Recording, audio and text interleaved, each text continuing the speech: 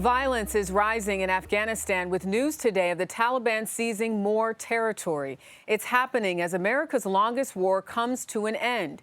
CBS Sunday Morning asked our David Martin to take stock of what was won and what was lost.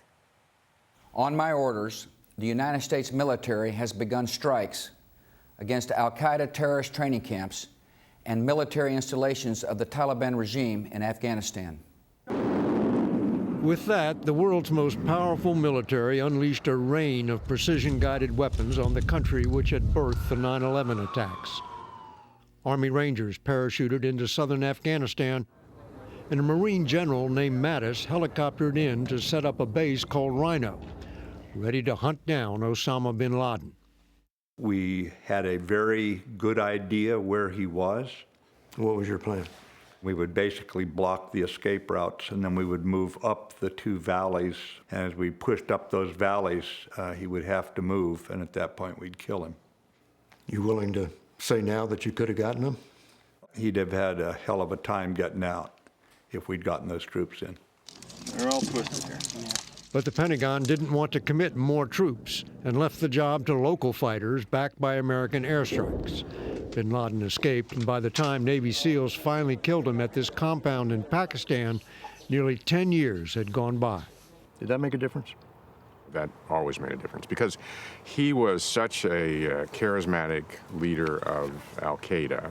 Now retired Admiral Mike Mullen became chairman of the Joint Chiefs 6 years into the war and realized right away the U.S. didn't have enough troops in Afghanistan.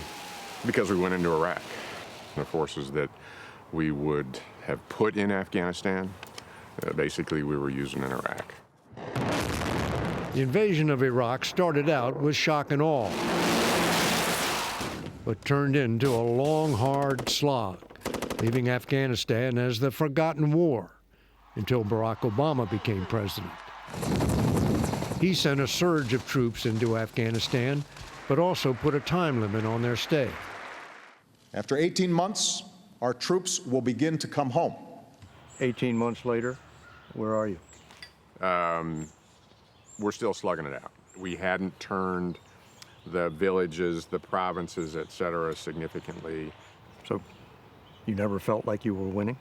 We could win in a given area, we could win in a given district or a given province, but when you knitted it all together, no, I never thought we were winning. There is one indisputable victory.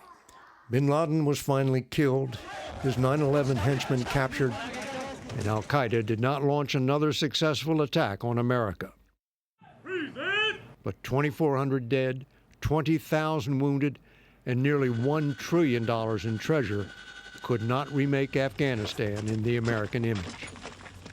Was that ever achievable? In retrospect, I don't think so. Afghanistan once again earned its reputation as the graveyard of empires. David Martin, CBS News, the Pentagon.